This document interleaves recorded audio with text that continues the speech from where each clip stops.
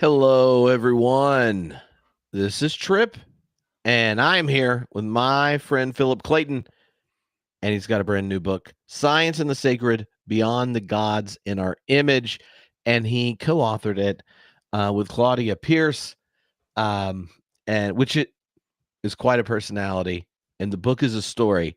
But tonight, we're gonna be digging in the book, celebrating its release, and since it's kind of an invitation to thinking about science and religion without the normal boundaries, I thought, it'd be fun is to ask some of my very conservative Christian friends if they'd read the book and send Phil questions, and some of the people that part of their uh, vocation is sending me messages as a militant materialist with religious baggage, questions for Phil. So, what we're going to do tonight, Phil's going to kind of introduce the book. We'll talk a bit about it, but then I have a series of questions that were sent by people way more confessionally conservative Christian than I am and Phil, and then ones that are like Phil Trip. Look at you and you and your open relational theology stuff, and pretend to like science. No basket.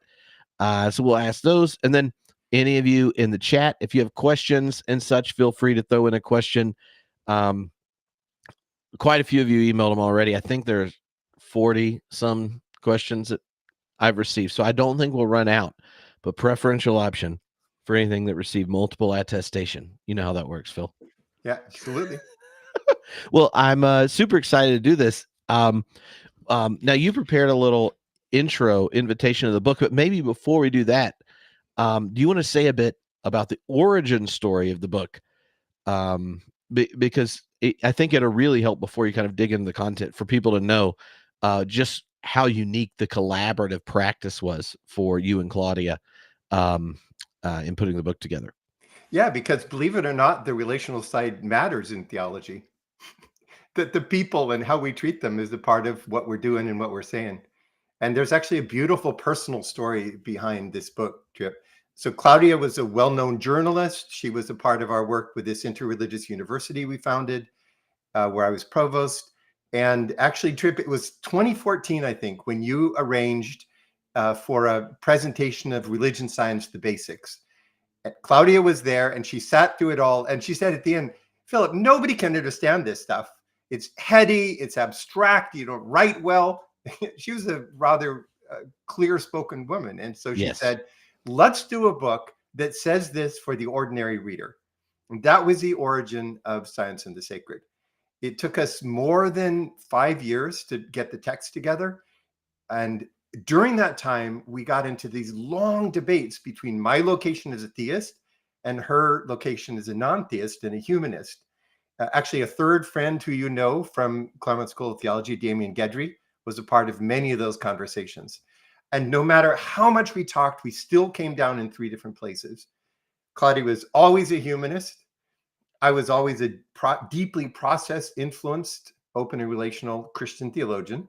And Damien was always a deeply process quasi-theorist theologian. And so through this process, what was amazing to me is that we found so much common ground. We expected, usually, one talks for a while and you say, hey, we just got to agree to disagree and go our separate ways. But because of this book, we just kept at it and kept at it. And in the end, we realized that the fact of the discussion, the fact that a friendship can bond two people together whose views are in some ways diametrically opposed, and that we can concentrate on finding what we share in common, became the valuable part of the book. So as we moved toward publication, Claudia called me up one day and said, I hate to say it, but I've just been diagnosed with brain cancer. I've got less than a year to live. She put a lot of that last year into finalizing this book. And she's passed. The book is now out. And it's fun to be able to share this dialogue with Claudia. And, I guess I get to win in the end because I get the last word. Well, unless depending on your eschatology. Yeah, right. Yeah, we may find out that she's right in the end. So I did have to edit the book. I mean, this is an interesting ethical question, so that her voice remained equally strong in those final edits. And if anyone has ever done a book, you'll know that you have to be really, really careful that her voice stays strong all the way through. And people can say in the chat, do you think that I was fair in the end, or did I begin twisting the thesis toward my own output? Mm-hmm. Mm-hmm. Well, I'll just say, my name is one of the 3 endorsements you put on the book, of the others, Catherine Keller and Brian McLaren. It's always nice. But I feel like I did a decent job. But here's what I wrote, because brevity is not, it's really something I only do when asked to write in book endorsements, Phil. This is Trip being short. Yeah. Yeah. So, but I said, Science and the Sacred is a breathtaking journey that bridges 2 worldviews often seen as irreconcilable, science and spirituality. With remarkable clarity and mutual respect, the authors, one a theist and the other an atheist, transcend the boundaries of their perspectives to craft a compelling cosmic narrative. From the Big Bang to the rise of human culture, they explore the intersection of empirical discovery and profound meaning, revealing a vision of the sacred that's both scientifically grounded and ethically transformative.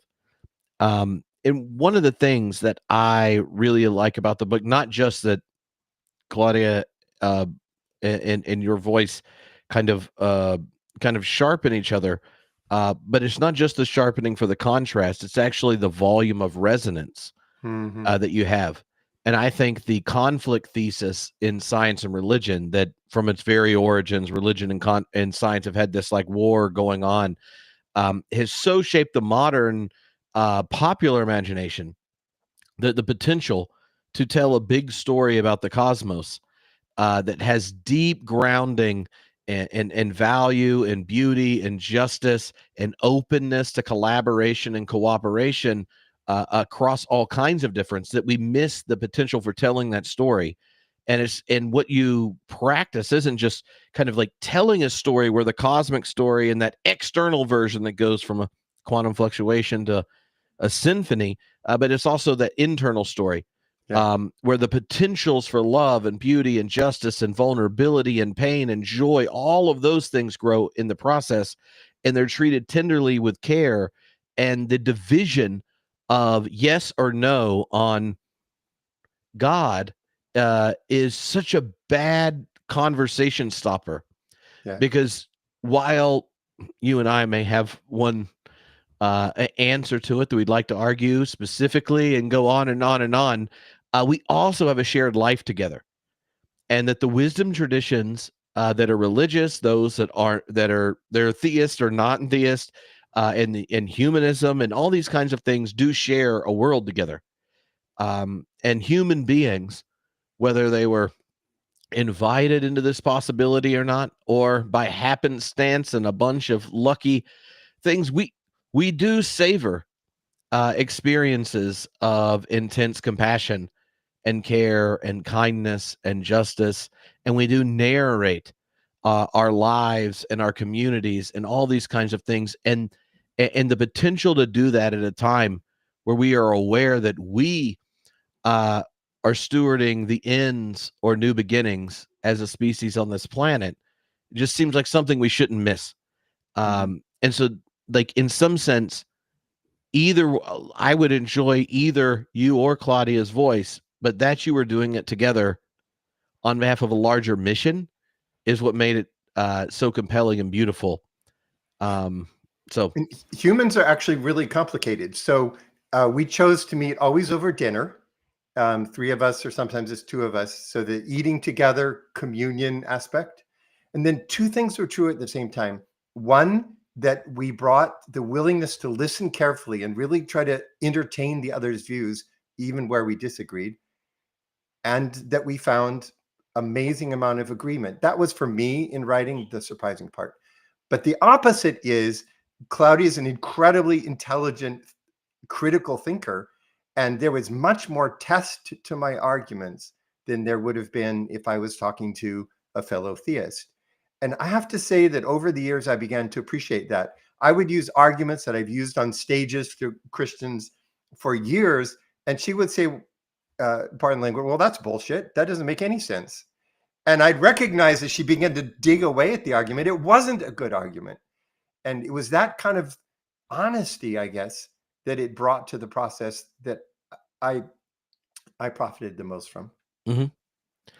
All right. So, why don't you kind of like introduce the book and stuff? Because I feel like I'm one question away from us never getting to it. And you actually I know. sent me slides. Yeah. So why don't you put up slides and I'll move through them really quickly. Sacred and Secular Become Friends seemed like the right title for this. But the background here is trying to find a space beyond intelligent design, which was so dominant for Christian discussions starting in 1995 or so. On the other hand, if that isn't right, the reductionistic science-based worldviews of Richard Dawkins or Daniel Dennett and the new atheist crowd also aren't compelling. And maybe the most valuable thing of this book and of the friendship that lay behind it was to begin to weigh that place in the middle between what was a complete dichotomy for several decades in the science religion discussion. Yeah, let's go on.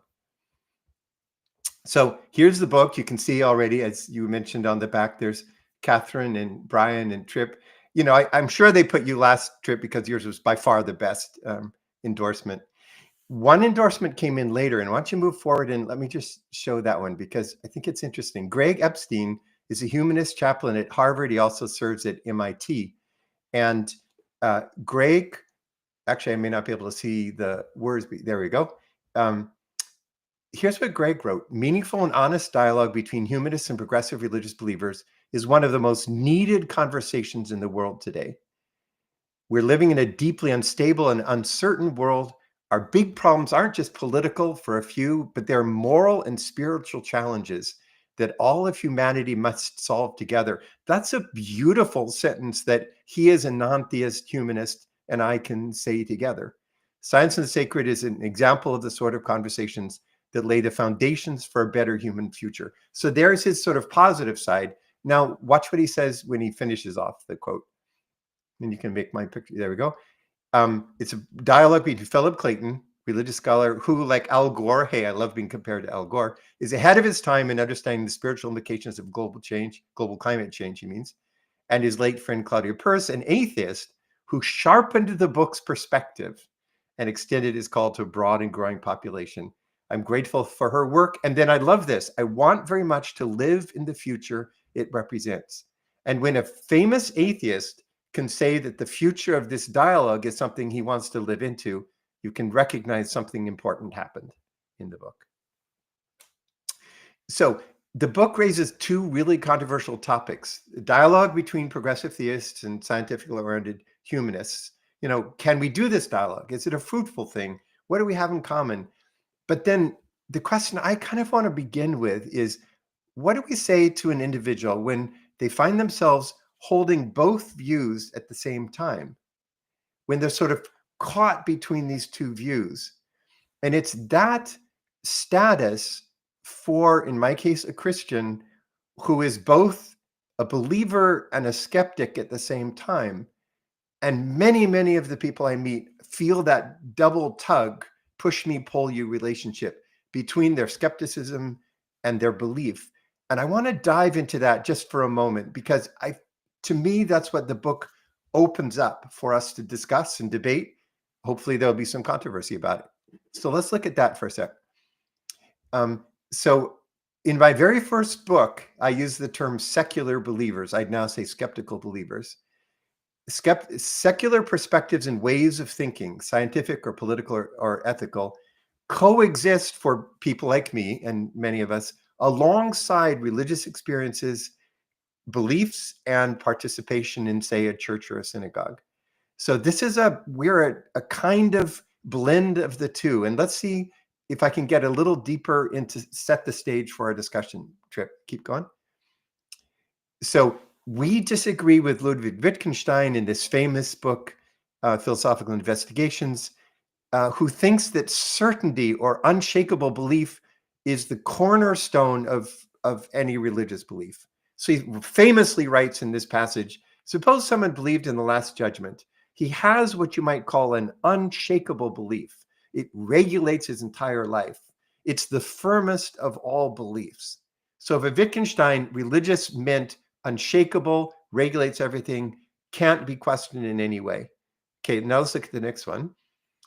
Gary Gutting, writing as part of the Faith and Philosophy Journal and group, said that religion, like Wittgenstein, religion always requires decisive assent. So look at the bottom quote. Religious requires that. Religion belief requires a total commitment to its implications for action that is incompatible with continuing reflection on its truth. And I think the main thing I want to get across, Trip, is that we're part of a tribe that could not affirm those closing words, even if we wanted to. We cannot stop reflecting on its truth. And I want to say that that is not an inferior form of belief. It is part of a community that we can play positive and useful roles and maybe offer ourselves as a kind of bridge to those who are struggling with the same tensions, but from the other side, the non-believing side. Let's keep going.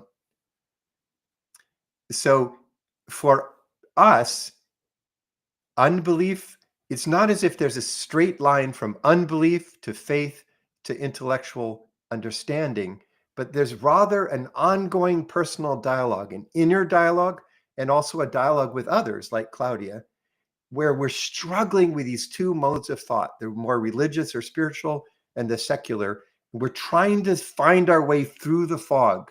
We have experiences, we have convictions, but our mind also raises objections. And it's in that middle space that we live. Yeah.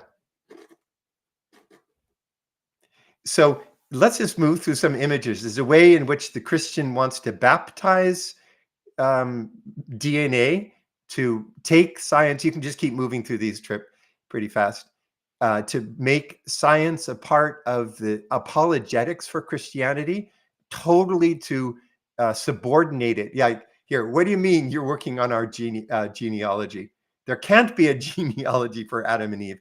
And so for Adam here, that doesn't make any sense at all.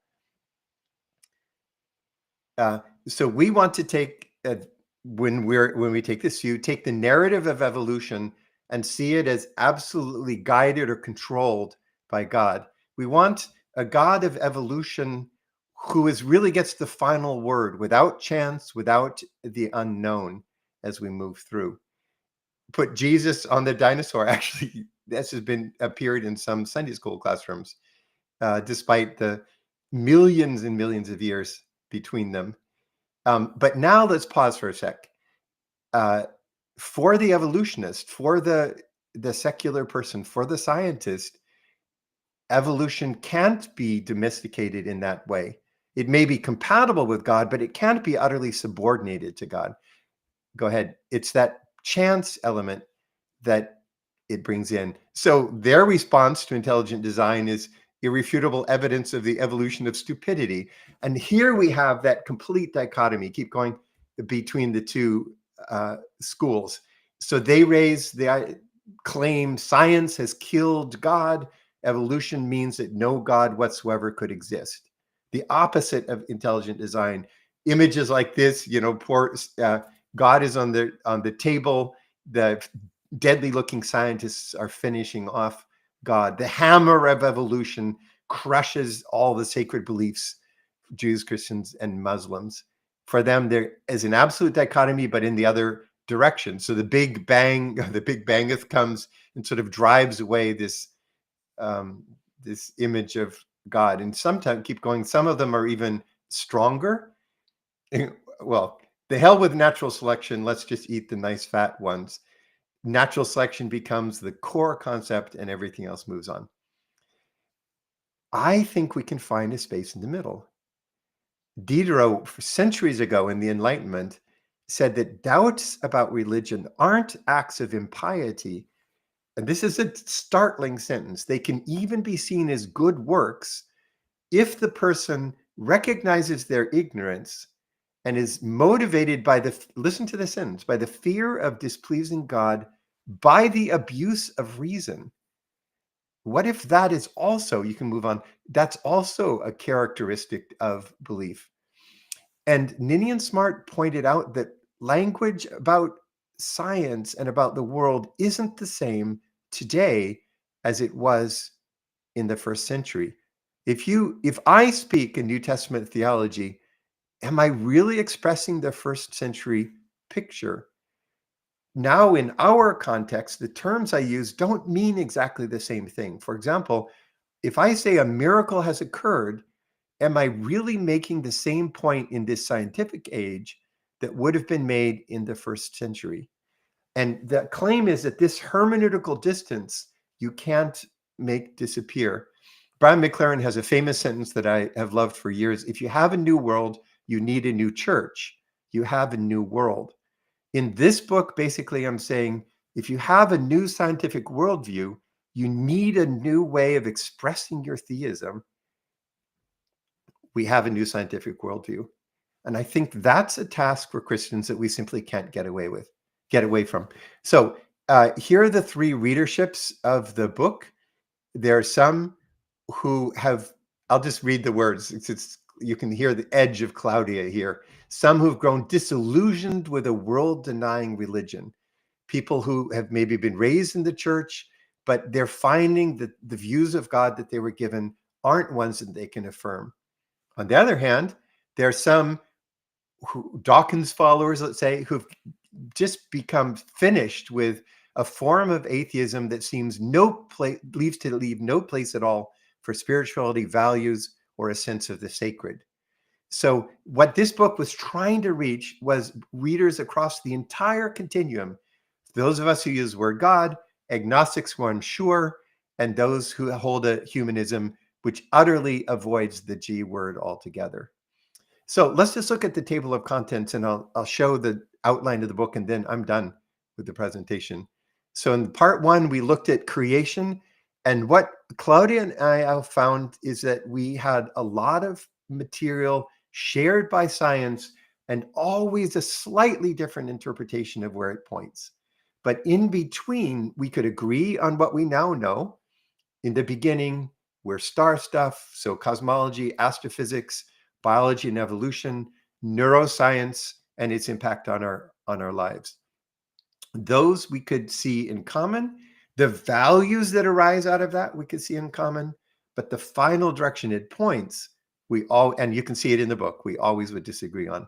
So that was part one. Now we moved to part two, moved from the creation notion to looking at religion, an atheist and a theist together, challenging some notions that we've inherited from the distant past, like an not omnipresent God, but as process thinkers, an omnipotent God is not one we can affirm.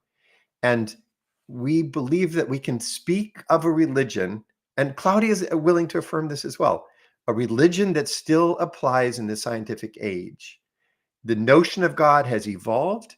It doesn't function in the same authoritarian manner that it once did. Religion can embrace the sacred in a broader sense. That's a change and a common ground that we're arguing wasn't present at the beginning. So you can, chapter 8, a way to hold both your faith and your doubts together. Finally, we looked at scripture, miracles, eschaton, life after death, and tried to draw it together in the final chapter, two different visions of one sacred story. That's where the book concludes. That's the introduction, Trip. So let's just close. Again, you should just haul through these in just a few seconds. Here's this nature that we find spread out before us. New cosmology in its utter beauty.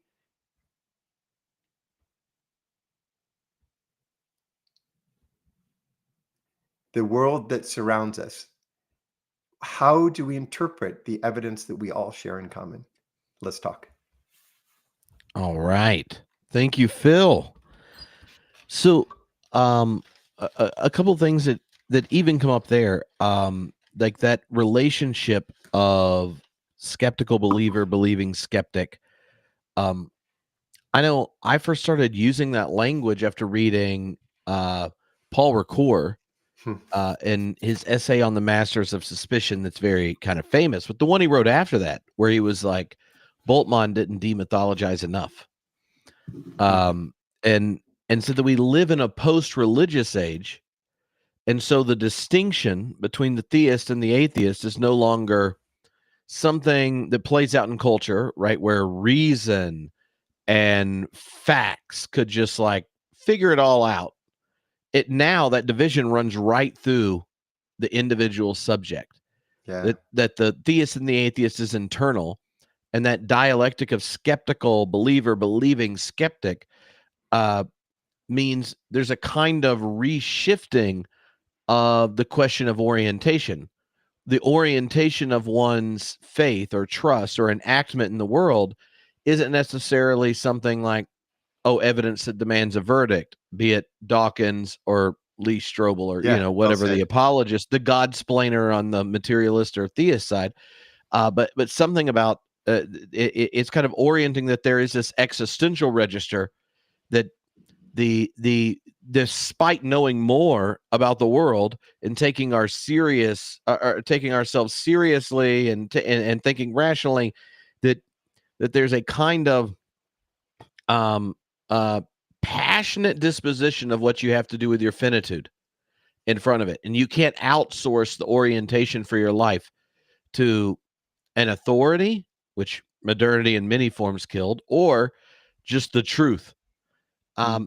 And I think that's one of the beautiful things about the book is that the God-splaining version of religion, the kind of apologist, or even maybe an arch rationalist that you're very familiar with, is your Dr. Father, or like or someone who's like a one of the new atheists, that there's just something that's like a growing allergy to the kind of confidence a God-splainer has.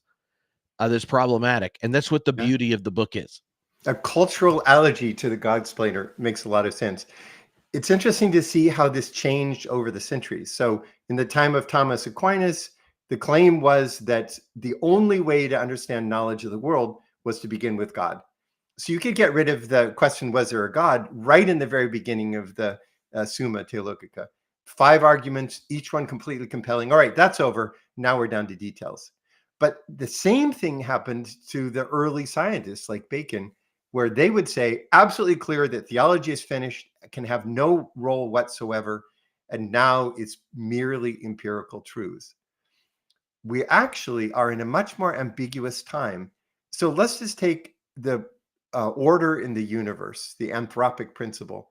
So there is a compelling argument that the odds of this universe producing intelligent life are so minuscule, so infinitesimal, that clearly gives evidence for the existence of God.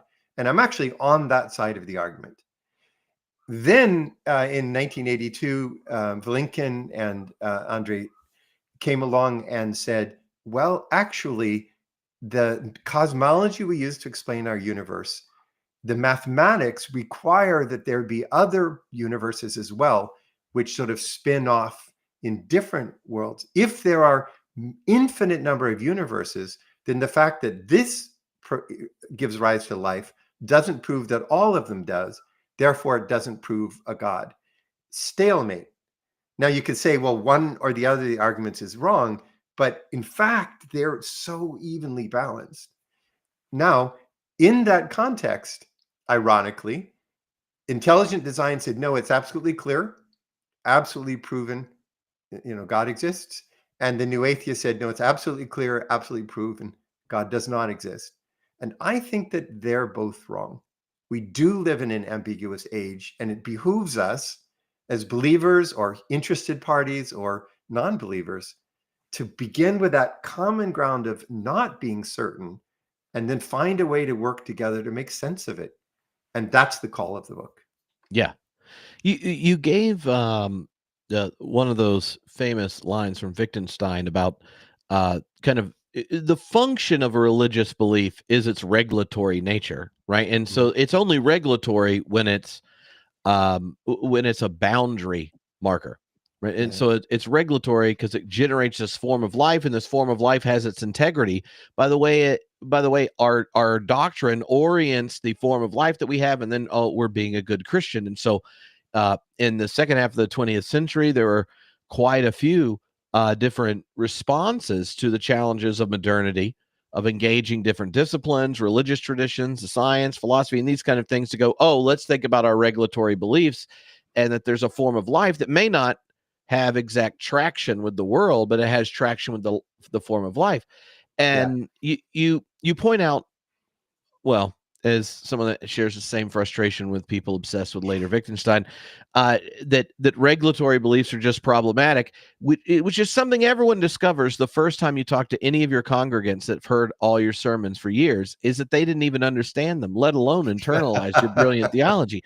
But there's something that comes through in a few of the later chapters in your voice, and something that's been true in your work, is that you see the wisdom of any religious tradition, and then the Christian tradition, not as regulatory belief, but orienting questions.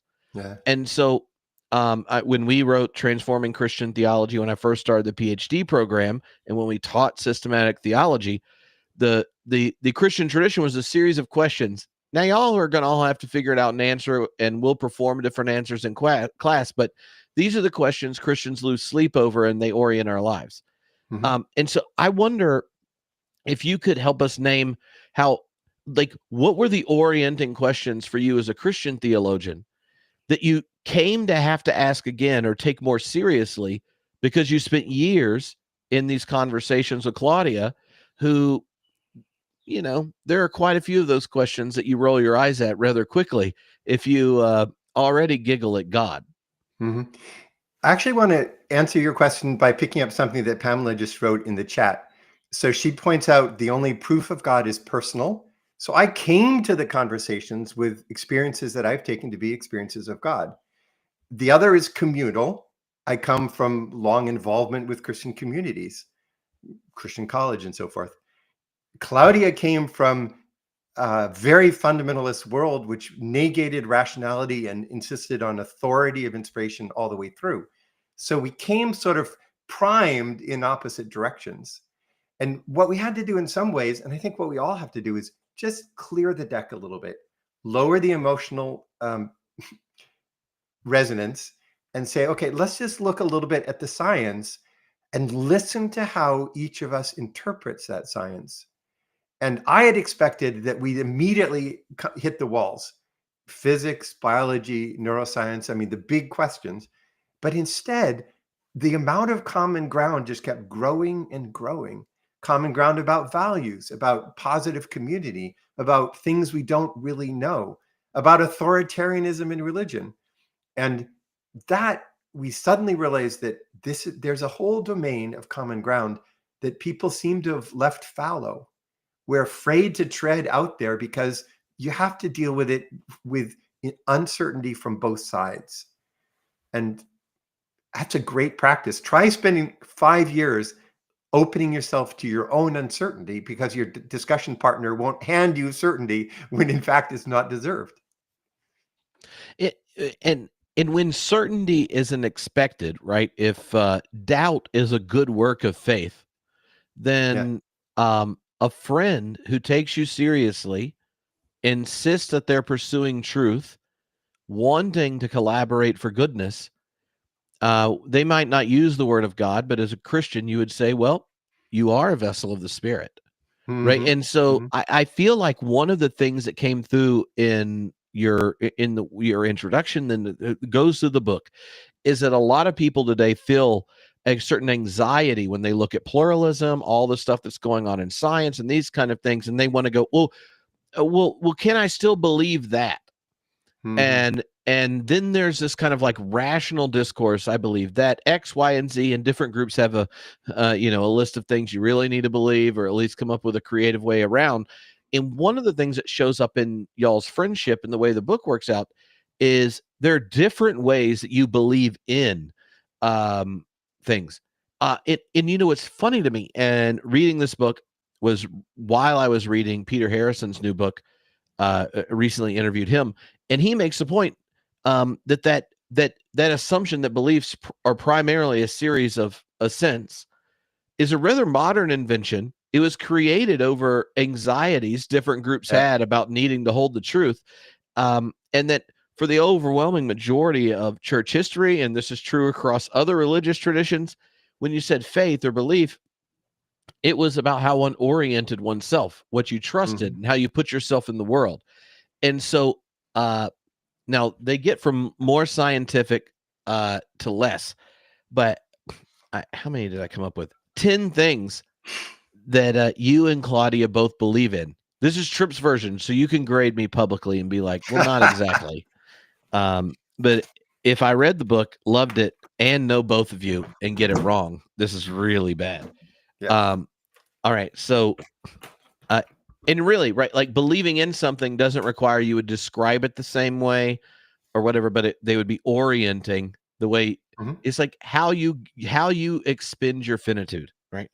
So they get from like they're more scientific to less determined by it overall. So one, you both it's around scientific reality. You both accept modern scientific understanding of the cosmos, evolution, and neuroscience as factual descriptions to take seriously as someone that seeks the truth and to live in love.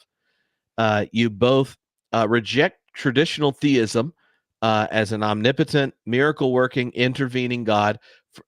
You for theological and scientific reasons, and on behalf of God, and for theological and scientific reasons, she rejects God in both. You both insist that the picture of the cosmos involves deep interconnectedness, and that's a fundamental aspect of reality and a basis for ethics. Super crucial. That's a big one. You both believe in emergent complexity, and recognize the importance of emergence for creating higher levels of complexity and consciousness, which for both of you is an invitation to take responsibility for your place in that story, which is not always the case with theists and atheists. 5, you both believe in the value of spiritual experience. You affirm the value of awe, wonder, transcendence, and connection to something larger than oneself. And that those moments are not things to be explained away in a rational account, but to be treasured and open up the questions that carry you to further truth. You both agree that morality and action are a part of the human vocation. You emphasize environmental responsibility, justice, concern for future generations, and then an account of the world, whether religious or non-religious, that doesn't take those questions as central, is one not worth giving much time to. And some of the criticism, sarcastic lines very much fit into Claudia's voice because, well, having spent a lot of time with you, your snark does not show up on pages in the same way hers does. People should watch for that. That's actually excellent. Yes. Watch for the snark of Claudia. She would love it if you recognized it. 7th, pluralism. You both affirm the value of multiple religious tradition and secular perspectives. And here's one of the things I would just say for Christian readers, and even one of the fundamentalists. He would say he's not a fundamentalist. I would, because he thinks the earth is under 10,000 years old, but that read the book and sent us questions that we're about to do. One of the things he said, I've never seen a Christian treat secular humanists as a religious tradition, and that's how Phil did it. Why would he do that? And I was just like, I'm going to tell him this, and he's going to take this as one of the best compliments he's received.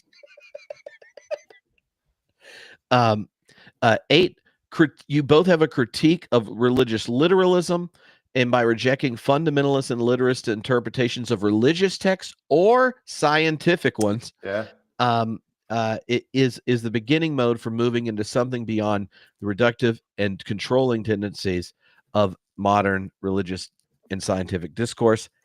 9th, you both have a practice-oriented spirituality and emphasize practices like meditation, community, and ethical action over dogma, because dogma are animating and orienting narratives and discourse to care for the world in which we share.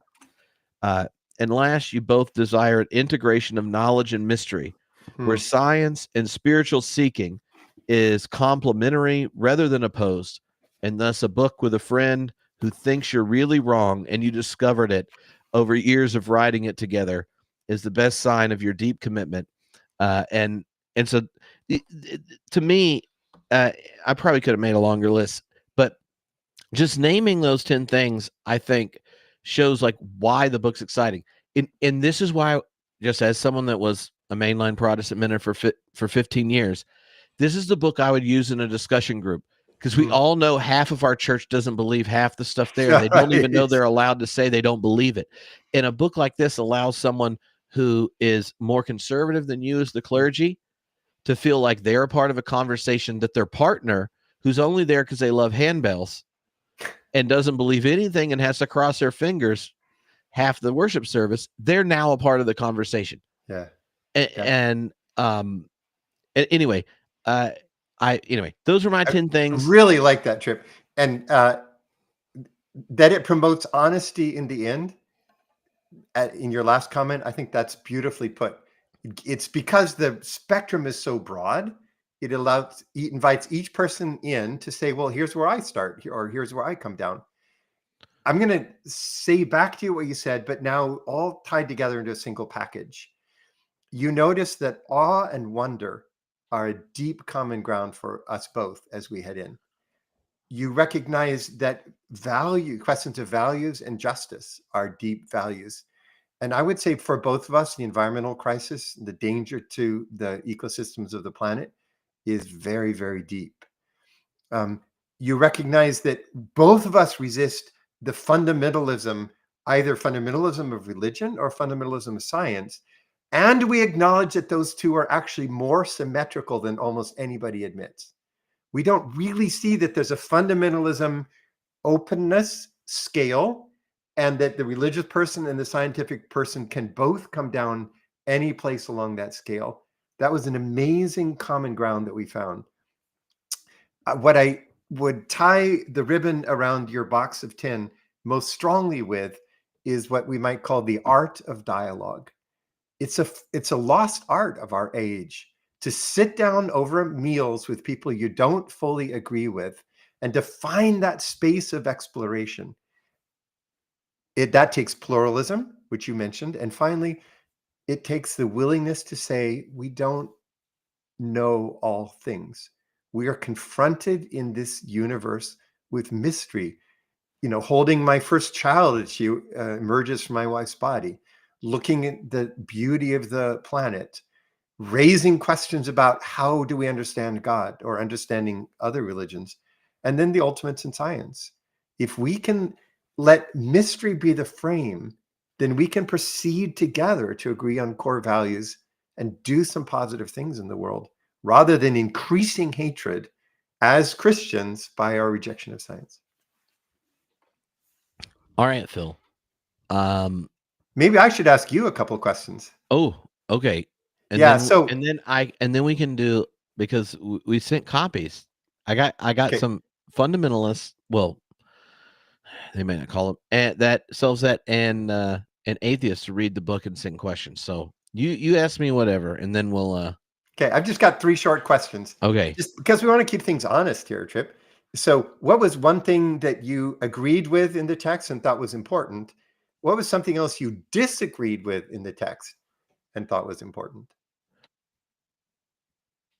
All right. I'm putting you on the spot, Trip. Okay. The thing I agreed with is there are certain features to existence that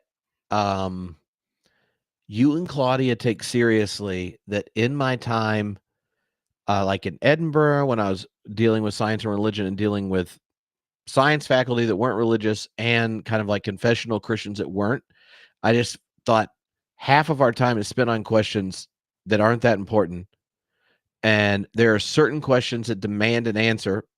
And they're like, well, you're too much of a philosopher. And I'm like, well, they do matter. And they're, and a number of them are like that. There's value and goodness in the world is a question that needs an answer. And the kind of reductive account of scientism doesn't recognize it.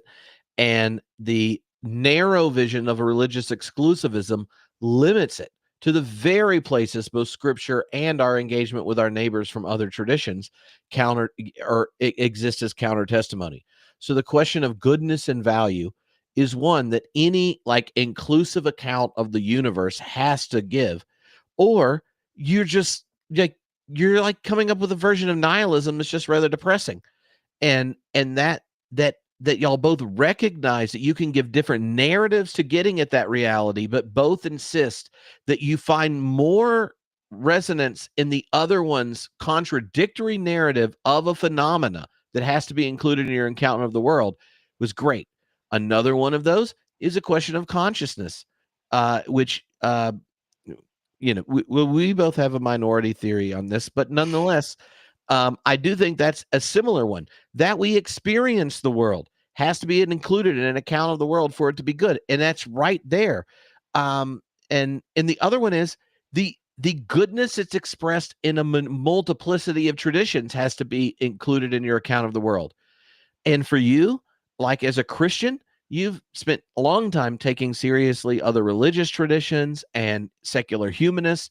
And so for other Christians, this might be uncomfortable that you're like, oh, look, like ultimate reality is being expressed in a multiplicity of traditions. So if we're going to talk about the universe and use the God word whatsoever, it should in some sense explain why goodness, beauty, goodness, just all these things are getting itself done in a multiplicity of traditions. But for Claudia, it's like, I grew up a fundamentalist. That shit was horrible. I'm not going back to it. God pisses me off. And yet, if I'm going to talk about science and the sacred and try to give a big narrative about the world, I have to actually make space for people's who experience were different than mine, like my friend Phil or Damien, or insert all of our friends in Claremont from all these other religious traditions and our secular humanist friends. And that we have to include an account of the world where something beautiful is getting it done in. And so often the most animated religious and anti-religious voices are ones that can't imagine whole communities that are bound for cooperative goodness and support and such, doing something that demands inclusion. I remember when we baited Dan Dennett into doing the public debate at Claremont when I was in it was like biology and Christian theology or cognitive science of religion. Yeah, it was CSR, and um and and the thing that was most uncomfortable to him was telling a story where his philosophical account of the science included Martin Luther King Jr. and Mother Teresa. It was like the only thing he could mention about either one of them was an ethical lapse or a doubting It's moment. true. Like, Absolutely. not that they're like among the most compelling and beautiful human beings, right? And then he said, well, I don't exactly know what to do with Gandhi unless some of the rumors are true. And I was just like, okay, well, there's that. And so to me, those like that, you both kind of have these things that are left off the table if you draw tight boundaries based on the content of one beliefs rather than the form of it. That was my favorite part. Okay. One of our Okay, go ahead. So now I have a short question and then a hard question. All right. Where's one place where Claudia pulled her punches and should have been more aggressive? What's one place where I pulled my punches and should have been more aggressive? Oh, okay. Claudia pulled uh I think she should have you needed to give a better account of all the particular things around Jesus. She could have pushed you a lot harder. You actually have you have in publication better answers to questions that you gave. It made some of our much more conservative readers of Look this at book. you answered both questions in a single sentence. That's really smart. So I failed to present the Jesus part of my own belief strongly, and she failed to nail me for it.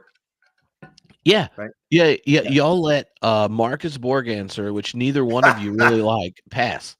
Which has nothing to do with not liking Marcus Borg. It's So, just he never so you lost have to. sleep over that question. You know what I mean? Okay. Last question. You were a Ponnenberg student who Yeah, I then have. like moved away from him because of your conversations with like Steve Knapp and this kind of thing. She has like the baggage of conservative religion and is like, well, what can I get to?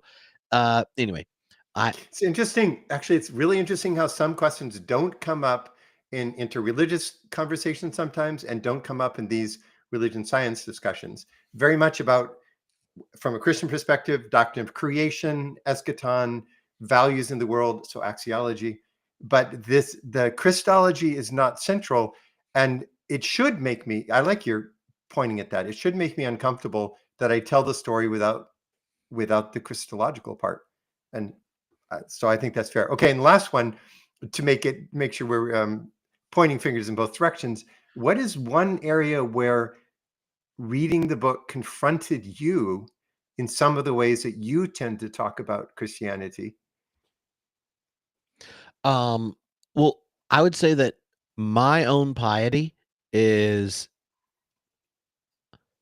like I I have experiential experiences when thinking theologically. And after a good podcast late at night, I feel like I just got done with a revival meeting. And I'm in the minority of that.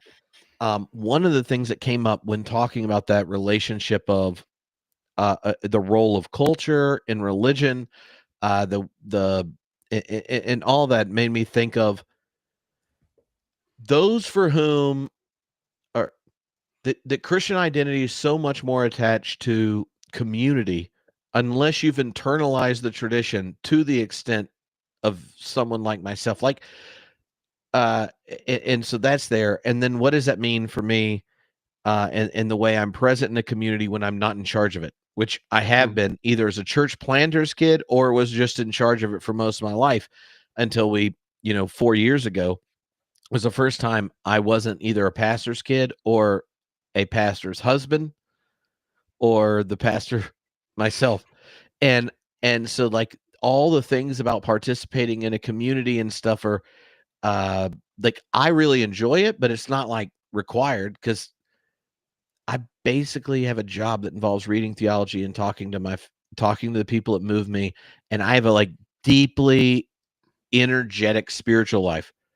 And one of the things that came up was realizing how much the kind of gift that is, that if I'm not invested in making space like that for people, like my own family and in a faith community and stuff like that, um, that the communal and collaborative nature of a particular tradition's formation, that I'm leaving it out. And to me, that has been a part. Like, well, you're coming this year to Theology Beer Camp, has been taking and including using all the stuff I learned in cognitive science, religion, and all that kind of stuff in making spaces for all the people I connect with online who lack a community and don't have rhythms that a podcast where you do all this stuff. Like, what is it like to take that time, not just as a time to day drink and be super nerdy, but what if you don't have a community where you live and community is the place where you discover your identity? What would you do in those 3 days Hmm. if you are connected to this group of podcasts where you spend your money and time to go do together? How would you honor what they're investing in it if we know that the the power, or the gift of religious tradition is connected to embodied communal Hmm. connections? Yeah. How would you steward that time? And perhaps removing at a time where people don't always have that space in a weekly time because of lots of stuff. Our institutional and traditions aren't evolving very quickly, or people are alienated from it and stuff. But there are all these podcasts that get together at camp. What would it be like to use your minister brain on that space? Hmm. And and I just realized reading the book that you and Claudia would be like, I want you and Claudia to both be at home there, and that I spend a year planning it. I should take that side seriously, not just the excellent beer selection and the theologians that come. Yeah. Um, and the same thing is true about like what happens with my home, thinking about my kids at different ages. Like, how do you hand this off? Because so often I will lapse into things that are important to me. And then they're like, what are you talking about? The ontological priority of the future. I'm like, don't worry, you'll get there. Yeah. Someday it'll seem important. Yeah. Your answer actually helped me see something I hadn't seen before. That kind of community that we are trying to develop with our co-religionists. So for me, as a Christian with other Christians, I learned something about developing that kind of community by two other forms of community that I participate in. And the one is a community of science. So I've spent a lot of years with theoretical biologists and others talking about the theories and finding common ground there. They know that I'm a religious person, a Christian. Some are and some aren't, but that common ground is super important. The other one is interreligious dialogue. And I've never quite thought before how the time I've spent trying to understand the worldview of Hindus or Buddhists or Jains prepares me for deeper community that I can form with those of my own faith. And I think that's a lost art again that we often don't think about. The different ways that we learn to be together well. Mm-hmm. Yeah, and there's this okay, y'all, and this is also true. I mean, a lot of people can tell the story, but I found that you both have this, that the religious questions are there. When you tell the human story, like when we outsource to fire half of the energy that went into digesting food, right? And then all of a sudden there's all this energy that goes to our brain, and then we start having groups over 150 or so, and there's all this like we start to thrive because we learn how to communicate, collaborate, and then symbolic language emerges. There's like, and that's the very first place religion emerges, right? There's just so much about the human story that everything, like all these features that are distinctive or intensified in Homo sapiens, like a religion emerges in that space, and then when as ethical questions come, it tends to emerge in a religious space before that, but it doesn't emerge conceptually to a religious person first. It emerges in a religious community, right? And so one of that community emphasis, you and Claudia have different answers to the God question, but recognize that the challenges facing us as a species are one that the solution emerges in a community where they cooperate, they support each other, they know each other, they have a shared identity because they have a narrative that orients them to the challenges they face, where their own identity is connected to kenosis on behalf of the well-being of the other. And when we think of the crises we face, the idea that the scientific narrative and the sacred and spiritual narrative and all the ways it's described across different confessional and religious traditions, that they could have, like, if those are like, going on one axis, there's this whole other axis that they can resonate with meaning. And that to me is something that goes like, what does it mean to steward that? But if you're stewarding it, it only happens in community because that's the very place all these advents happen. It doesn't happen on a mountain. It only happens on a mountain when other people come to it and then they find that mountain. So look at what you just did. You said that we're always already in communities. That's how we exist and always have existed as humans. And then we begin to reflect, what is it that we believe that's so different from what in my most conservative days we did, which was we built the walls for community. We had one door, we checked people's credentials going in, and then we wondered why we didn't have a great organic community on the other side. Yeah. All right, Phil, I got all these questions. All right, we're ready. This is it. This is the moment we've been waiting for. All right. I have a question. Do you want a Southern Baptist clergy member question, or someone that used to be a Christian, listens to the podcast, is now an atheist, and they hate listen and tweet me, but decided to read the book to send sarcastic questions to you? I like both questions, but I'd like to start with the Southern Baptist because he or she hasn't been well represented yet. Well, let's just say you're just not conveying your inner Southern Baptist. That Southern Baptists have made it very clear as to what gender of the biblical two could be ordained. So I think we know what pronoun to use for the Southern Baptist clergy. All right. All right, I'm going to read it because you have to get it right. You don't get to corrupt this question. We want all the listeners hear it exactly as it's been raised. I know. And I haven't. Yeah. And then Josh Patterson says I'm supposed to answer in German or French. That would really be bad for the downloads. The completion rate on the episode drops dramatically. Yeah, right. How can you dismiss the Bible's clear teaching about God's omnipotence and supernatural intervention when these are core biblical revelation? Aren't you simply creating a scare quotes God with a lowercase g that fits your modern preferences? Mhm. Mhm. I actually think that that's not the hardest question that you could ask me. Um, Well, they no, have not 5, you. Phil. I'm speaking Okay. to him, right? And that Yeah. is, um, there are many theologians in the last 400 years who, as they've struggled to understand the nature of the world around us, have sought to communicate, to believe in, to live with a more relational God than the God of the omnis, omnipotence, omniscience, and so forth. And that's something that gives us the chance to say, well, wait a minute. The relation with Abba Father was the core of Jesus' experience of God. In that sense, I'm sort of gospel centric. There isn't a lot of speculation about the omnis. That comes more from the philosophers. But I find something so compelling about the life of Jesus, his relationship to God and his relationship to the people around him, that just remains for me the heart and soul, the starting place for my own reflection.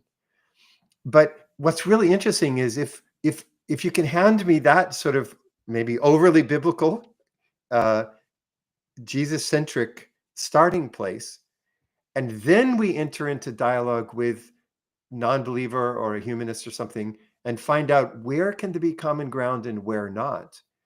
It's interesting that we find more of that. So in closing, I guess I would say there's an initial decision each of us makes in every conversation. We can stake out the boundaries of what is acceptable to believe or what we would call Christian, and then invite those in who share it and close the door to the others.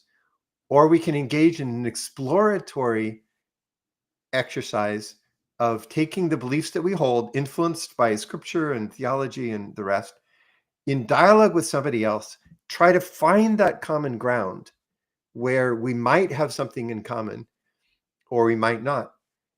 I've had conversations like Claudia's where we were startled to find the amount of common ground we have. I've had that with conservative seminaries and with conservative audiences where we were startled to find out how much we shared in common. And I've had other conversations where in people like Tripp, who should have been a good pro-religionist, co-religionist, differences dominated, disharmony grew, and our sense of being distanced from each other and lacking common ground was the final result of the conversation. And at least I would beg that all of us should engage in both kinds of discussions. Sometimes we seek common ground, we seek that a person of a different religion or none at all would recognize something in us that's attractive. Other times, like Luther, we have to say, here I stand, I can do no other. So help me God. Yeah. All right. Because people actually read your book in advance and sent questions, I'm making no more comments until we get through some of these questions. This is a question from a former fundamentalist who liked the podcast for a few years, then became an atheist, and now sends me commentary. Why introduce the concept of God or the sacred at all? I guess he's not even a member of the Claudia or Phil club. Doesn't Occam's razor suggest we should prefer the simpler explanation that the universe is purely material without adding supernatural elements? I love this question. I'm glad you put it up on the screen. It's the second to the last word that where we have to start. Um, the nature of this book, when you read Science and the Sacred, is that it doesn't start with supernatural elements. And that's something that that should come later after we've found the commonalities. Is the best explanation of the universe that it's purely material? Okay, this notion of material or matter is the key idea. We have a notion from Newtonian physics of matter in motion, and force equals mass times acceleration, and everything's calculated from that all the way out. But what happened in the history of science itself is that it all turned out to be more complex than that. Newton's mechanics weren't sufficient to describe things happening at high temperatures. That took thermodynamics, and their equations were different. Energy that isn't merely material became a fundamental constituent of the way the universe is. With the study of life forms and the way that they develop, a whole different dynamic arose other than a kind of Newtonian deterministic physics.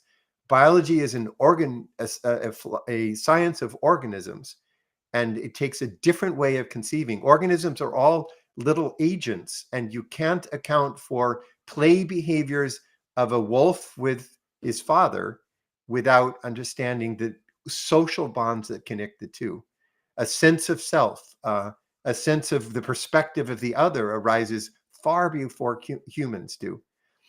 And then when you get to the study of the human as also part of the universe that we need to study, you find a creature that lives as much in the inner picture of the universe that it or he or she creates as in the external relations with physical bodies.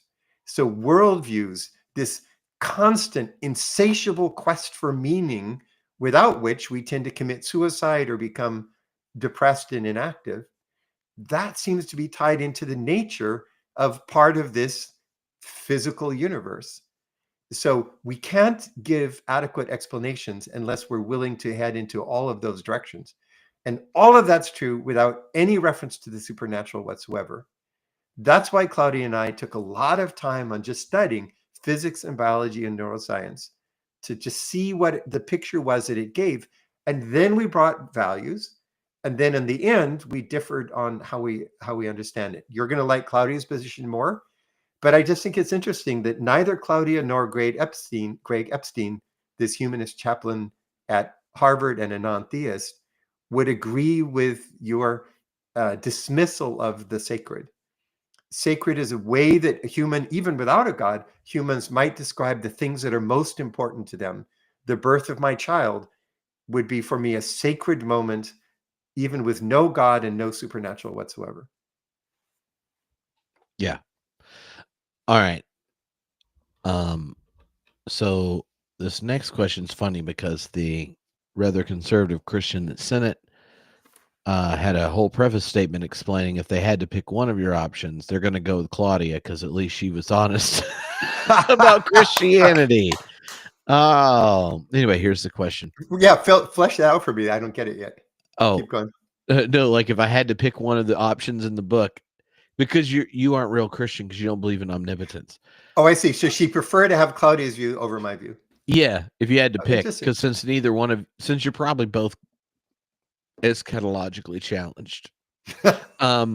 If God is not omnipotent and doesn't control outcomes, how can we have confidence in ultimate divine justice? Without the authority to judge and intervene, how can this God ensure ultimate or good ultimately triumphs over evil? Mhm, mhm. You could see why it's It's a like, if good you aren't question. even going to give me eschatological assurance, then just give me squeezing some sacred into into the Yeah, moments totally, before. totally. But actually, I think that this, and clearly, is she, right? Is the questioner? Yeah, Or no, Andrea. Andrea. So one of the questions that Andrea is asking is about a theme that comes up on homebrewed Christianity a lot, which is the process theology angle. And process theology is a way to try to think God's relationship to the world that includes some openness. So you've probably heard that ad nauseum, Claudia, Andrea, from your perspective, but that is a framework. I'll just say briefly why I think it's not a terrible framework. It requires us to bring to the question of the future a faith in the nature of the God whom we have experienced, either individually or in community. We can't know deductively exactly how it will go. So I'm taken back to this faith, this trust in the one that I believe that I've had experience of. Now, if I'm competing with Claudia, I'll say that's not something that Claudia could say, but that it lacks the certainty of a rational argument with a syllogism and a necessary conclusion. But I just don't think that my relationship with Abba Father is one that I should base on those rational outcomes alone. In this space of the uncertainty of faith, seeking to have the assurance of things hoped for, the conviction of things unseen, is, I think, the warp and woof, the daily back and forth of my relationship with a being who is not less than what we are as persons, but somehow infinitely greater. I'll stop there. Mhm. All right. The next question comes from a militant materialist who has some concerns. Hey, I'm glad to know who your listeners really are, Trip. I knew they were out there. And you always give us like the easy low and outside pitches, but this is what some of your audience really wants us to struggle with. And I Well, appreciate it. Tripp's theory of the podcast is I didn't even know what my stats were for the first 8 years, and it tended to grow just by me doing whatever I was interested in. So I just figure if they're listening, they're interested in what Tripp's interested in, and I'm really good at that niche. Tripp's really good at interviewing people whose books he liked to talk to them. Um, you, I like these questions, though. I actually think this is the kind of discomfort that I felt in the conversations with Claudia. And I think that discomfort and being able to find a place of grace, seeking to understand and to say an authentic word is at the heart of dialogue. And if the book is worth anything, it's to show how dialogue can be done, I'd say done well. And if at the end of the discussion we walk away with very little common ground, then that's how it's been. But at least we've tried. And so I think you're giving me the challenging questions because I know Tripp's probably doing this consciously. You're saying, okay, Phil, you had an easy dialogue. Now, can you dialogue with people who are a lot less open to your viewpoints? And I think that we should not be afraid of that, and we should welcome it. Are you saying that somehow I could not figure out how the book could turn into an argument of experience prior to biosemiotics? Because we could really argue about that again. Oh, we That would should be totally fun. argue in that one. I'm But not sure it shows up in this book, but no, I mean, there are other times I'll be dogmatic, but on today's show and with a book about dialogue, I like it that you throw me the really difficult, fast pitch, and to see, hey, how would you try to find common ground with people whose starting position is very different than your own? And I appreciate you doing that in public, live, right? oh And yeah. to see how I can do. So I think that these kind of challenges are exactly the right way to do this show. Well, plus you don't have an assigned text, so you can't like opt out and just pretend to be whatever character you had I everyone know, read. I know. All This right. has to be authentic. Okay. So Phil, you criticize traditional theism for making unfalsifiable claims, but isn't your omnipresent or panentheistic God equally unfalsifiable, therefore equally unscientific? And I believe equally was bolded in this email, which I just thought the equally part is going to be more interesting to you and might help people understand how you think about the relationship of philosophy, science, and religion. Yeah. So what this question shows is that there are different levels that we can do discussions. So in an advanced discussion with a traditional Christian theist who thinks that um, God, like C.S. Lewis would say, God would say that panentheism is a mistake for any Christian, that God exists outside the world and enters into the world to bring about certain miracles, certain changes. This is in his book, Miracles. Um, in that kind of dialogue, then I have to really argue for the details of panentheism. In the dialogue with Claudia, it has to be used in a much more gentle way, finding this common ground. And at that point, I don't think that the language of panentheistic is equally unfalsifiable and equally unscientific. What does it mean? It is the claim at a very high level of generality that if there is something, well, let's use Wordsworth. Uh, if we have a sense sublime of something in this universe far more deeply interfused, right? So it's just the vaguest sense of a something more. You sometimes hear that language. How should we understand it? Imagine that we're not going any deeper into theology than that question. Some of us share this sense of something deeply interfused into the physical universe around us, into the evolution of life, into human communities and so forth, into human thought, into art and music. How can we understand that? Well, what might it be as a very first approximation? So this is not a dogmatic assertion of some pre-existing doctrine. It's the attempt to think through with those of us who sense there's something more than just pure raw matter. And it seems to me that it makes more sense to see this as a sort of pervasive force or presence or something in the universe as a whole than something outside, like a Greek god. You know, Apollo comes in and wreaks havoc for a few minutes and then leaves again, goes back up to, to hang out with Zeus for a while. And it rather to see it analogous to, dark energy or the four fundamental forces that permeate the known universe, than to see it as completely separate. And I think that's a not dogmatic beginning point. It's an invitation to dialogue. You might then respond, okay, I don't think there is anything more. Okay, then we're on a different ground. But it doesn't start with the need to pound you over the head with a whole bunch of propositions, but a sense of awe and wonder. What is it that causes this awe and wonder as I look at the starry sky above and the moral law within, as Kant said? What is that vague sense that there's something awesome, something grand, a kind of grandeur, something sublime about the universe as a whole? That's the opening dialogue that we would have. Okay, I want to ask you a question, because this is what went through my head.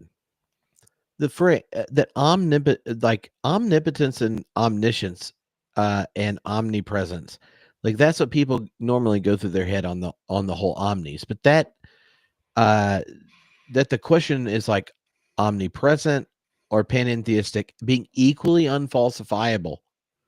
I find that to be like weird, right? Because omnipresence, the question of presence is so different than the question of power. Falsifiable, the question of power. Omnipotence is falsifiable just by the question of evil. Even people that believe in omnipotence will recognize that it is more problematic and has a plausibility challenge that that omnipresence doesn't have. Evil is a bigger challenge to that omni than the relationship of the infinite and finite would be to presence. But also presence, especially if you aren't omnipotent, has an actual asset to it. Because one of the things you have to explain is why the relationship of chance, freedom, necessity, and givens has generated a teleological growth of complexity such that we could ever even ask the question, right? Mm-hmm. And so it just seems to me like the idea that they would be equally unfalsifiable just demonstrates your ability to be resistant to the scientific data we have to agree. And Claudia was a lot more aware of that. Like, and we're not even, it doesn't even have to be like a 99% you have to believe in God type of thing. The question is like equally. No, the problem of evil is a lot bigger problem to an omnipotent deity, short of being like God's a jerk and not even that nice whatsoever, versus presence, because the whole story of the cosmos told scientifically is one that requires, you talked about the anthropic principle, talk about the Bayesian reasoning and the way you would evaluate the cosmological constants, or let's give ontological status to variables in an equation and invent a multiverse, right? Like the assumption of a reductive materialist gives ontological status to variables in order to minimize the compelling nature of a mind-like teleological inviting ultimate reality. It just seems to me that if you just like put everything in syllogisms, an omnipotent deity that's theoretically good is way more falsifiable, then that possibility is structured towards growth, complexity, and interrelatedness. Mhm. I don't Awesome. like, to me, it just seems like this was the question that I was just like, this is ridiculous. Like, So no, sorry, it's I good. don't I'll want to be meet you. mean. At No, least no, I'll meet you and raise you one. we did give him the book for free, Phil. It's okay. Hey, that's wonderful. No, but listen, I'll meet you and raise you one trip. Uh, I have an analogy to the omnipresence argument out of physics. In physics, we assume that the laws of motion that we can measure are hold for parts of the universe we have not measured or could not measure even in principle because they're outside our light cone. So we make the assumption that the way we measure the universe here is probably how it is elsewhere. It's called the law of parsimony in physics. It is more likely that the same laws pervade the universe than that they are compartmentalized just to one solar system or one galaxy.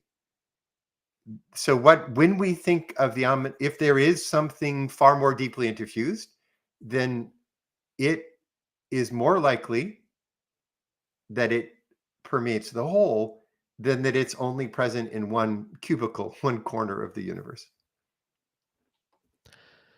All right, Phil, we got 9 minutes or something. All right, we're good. I'm going to give you. I have 5 questions that of my favorites we haven't asked. So I'm going to give you the topics, and you can pick which ones you want to do. Or you All can right. give me a timer and give me 1 minute for each. I know that you enjoy those type of things. You I decide. mostly only take that premise if you give it to me, but now that I've graduated, I'm not even comfortable with it. No. All right. You want to Go ahead. You decide. no. It's your show. Well, okay. Let's do this one. This one's related to what we just said. This is from an atheist. Why appeal to divine lure toward goodness when evolutionary psychology and game theory can fully explain the development of cooperation, altruism, and moral behavior? That is a really good question. And I think theists need to struggle with that question more. We have understandings of how evolution would give rise to cooperation that we didn't have until the cover of Nature magazine by Martin Nowak, the Harvard mathematical biologist, in fall of 2006. And at that point, we had mathematical models that showed that evolution would thrive more through cooperation than through competition. That Darwin, the survival of the fittest, was not the full answer. What this person just asked is one of the hardest questions for theists. So I'm really glad that it came on. I will say that there are questions about whether humans do act for the common good out of their own evolutionary nature. And I think that since universal altruism, that is acting for the good of all, seems to be rare and cannot be defended on the basis of biology, those who do act in such a way are being drawn or driven or arguing from another premise about the nature of the universe.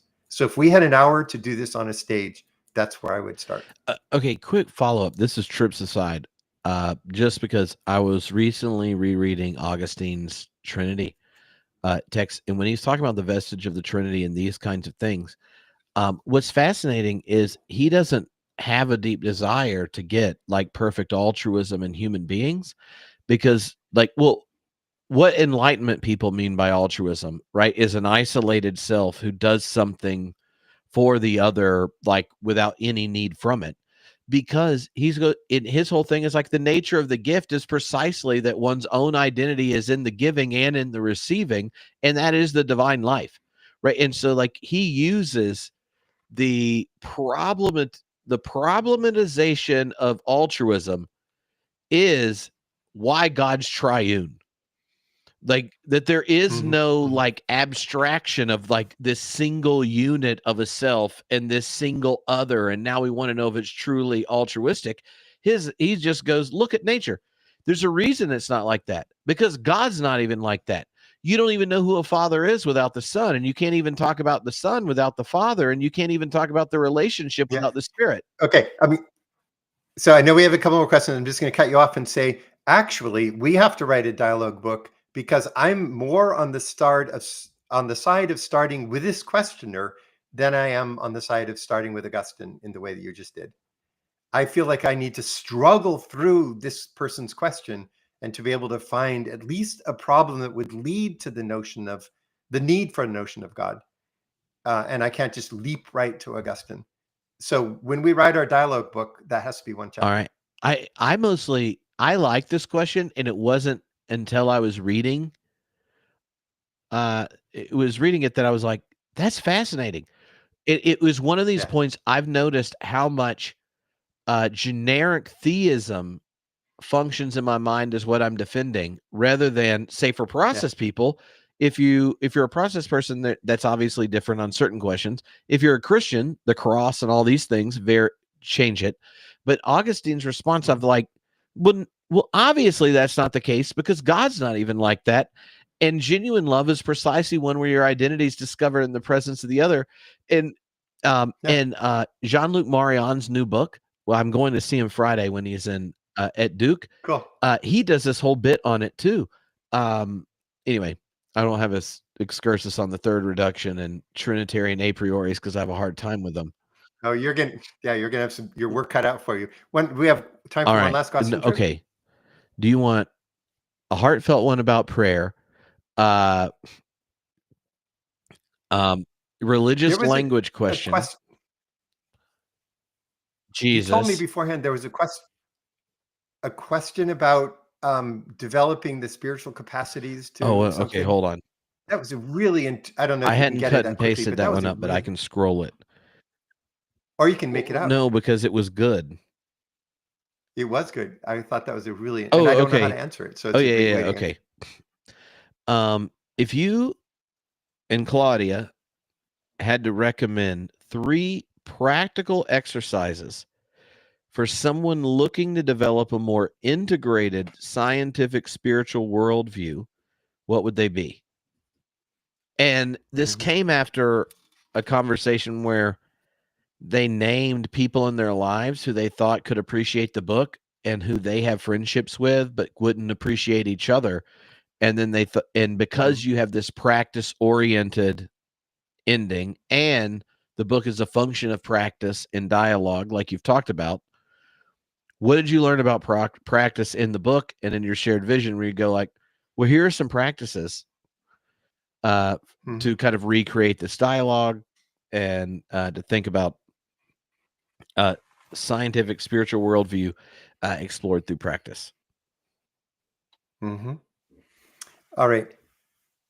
3 steps. The first practice would be to have a group of friends, several or a larger group, who are involved in ongoing dialogue, and to invite for an evening of dinner and an hour of dialogue or something afterwards, a scientist who is who's not a theist, but who lives and breathes the scientific view of the world, and to spend the time listening, trying to build bridges, finding out where the bridges at least begin to make a connection and the places where they don't. And then after the scientist leaves, ask, what did we do well? So where did we really make some connection and come to a deeper understanding of both directions? And where did we fail? And why did we fail? So it's a group of self-learning that goes through this exercise. Then the next one is to take a person who is, so that was a natural scientist. Now let's say a person who really understands the neuroscience and do the question again. They'll frustrate the heck out of you because where you want to say, well, that's just how people feel, they'll say, oh no, let's talk about the neurons that help to cause this. And again, try to build some bridges. I'm hypothesizing the second night will be harder, but you do get to have dinner and possibly wine. So, it'll be chill. Okay. That's number 2. And then third and finally, to invite a humanist like Claudia or like Greg Epstein, who you have much common ground with morally, in terms of values, environmental interests, things like that. She is like you in many ways, but she just doesn't take that further step to speak of the existence of a God. And that dialogue is in some ways the most difficult because it's talking about deep beliefs that you hold, core convictions, which she doesn't hold in common with you. And if you do those three, I think you'll already be well on the way toward enlightenment. Awesome. Okay, so today while I was working out, I listened to this conversation with Sean Carroll and Christoph Koch. And there's this bit in it that because Sean Carroll is like, why is one of the most famous, like a Francis Crick student who's now in charge of this giant lab, Google funded consciousness lab, like advocating a kind of like proto panpsychist philosophical idealism. And Christoph Koch says to him, like, well, I had this experience, and so it has to be included in my account of the world. And he gives these other examples, about that anyone that's an idealist or a panpsychist would give around consciousness. And he just goes, Christoph Koch's like, well, it just seems like really hard to take seriously that the ultimate answer is extremely reductive, because I can simulate a black hole on my computer and the computer works the next day. And it was one of these funniest things, right? And then Sean Carroll, who's like a very committed physicalist and is really concerned that someone this smart about brain sciences is not a physicalist. And he says, it just seems that you are driven by wanting to give an integrated final account of the world, and I just want to do science. And Christoph Koch goes, what do you think science is? What do you think inspired science to begin with? And those two dispositions are just so different. And the conversation led back and forth where, at least listening to it, and I've, as a minister, listened to a lot of people uncomfortable at not naming it, where Christoph Koch is uncomfortable with experiences that aren't included in his account of the world. And Sean Carroll is uncomfortable with an account of the world that he can't manage scientifically, right? And those dispositions are different. And one of the beautiful things about this book is both you and Claudia have a Christoph Koch vibe, where I would hate to tell the story of science and the sacred, where something's left out that ultimately ends up mattering. And so we're going to ask the questions of science and do it as best we can. And we're totally comfortable changing our mind later about what we say about anything else, because the science ultimately matters. But we also are not going to think that the scientific power of investigation is something where you just go, well, that's just, or it's only, and end up eliminating like the very places the beauty and goodness and mystery of existence show up. And I find, and it was interesting to hear this moment where Sean Carroll's like, wow, I mean, I understand that question, right? Where he was like, well, kind of as a person I do, but as a scientist, this is just ridiculous. I don't get it. Yeah. And I actually feel like, you're hearing two scientists who would have been born secular material, not born, obviously, because people aren't born atheists. That's a problem of cognitive science, but who as adults would have taken that position, but they responded to the mystery of existence differently. And it seems to me like if we go back to that beginning part, right? Secular believer, believing skeptic, they both occupy that Christoph Koch space. But the Sean Carroll space functions in many ways like someone who's like, well, no, I'm beginning as a physicalist and this is the limits of my mind, or I'm beginning as a Christian theist or a Buddhist or whatever. And you have these like givens, and now we're trying to include everything in our account. And thinking about our conversation today and organizing these questions, right after I finished swinging kettlebells and listening to this conversation made me go, oh, that is like a much more interesting distinction. Do you have the Christoph Koch response to mystery and experiences in these things, or do you have the Sean Carroll one? Are you uncomfortable with them because you have a commitment, or are you like inspired by it and go, I'm going to help run a lab and come up with ways where eventually we get to talk about it? And that is a place where you and Claudia are allies. And this book, I think, can serve people of all sorts of different places to facilitate conversations where that comes out in the open. And so, anyway. Thanks, Chip. That's a beautiful summary of our conversation. And that really is also the appeal that I was going to make at the end, that there are conversations that it looks like we just can't succeed at. Several of the questions were sort of saying, you know, I dare you to get past this one. This is going to bring you to a stop. But there are conversations where we can come to new places by seeking that sort of connection. Have a dinner, have the glass of wine, do this exploration, find what you share in common. And they are, for me, the most serendipitous, the most amazing, the most fruitful, the most life-giving conversations. They contribute to our humanness and to our sense of understanding ourselves with others and the universe. And the plea of this book is to have those difficult conversations. When somebody says, no, not interested, that's okay. You know, wipe the dust off your sandals. But if they say, that's interesting, let's explore that. Those are, for me, absolutely the most life-giving moments that we can have. So thanks for letting us talk about it. Oh, well, thank you, Phil. And thank you, Claudia. This has been a treat, both to read the book, get to celebrate its release with you. And also, it was quite a bit of fun to have people volunteer to read the book in under 2 weeks and send questions and then get good ones. Yeah. So, yeah. Thanks to you guys all.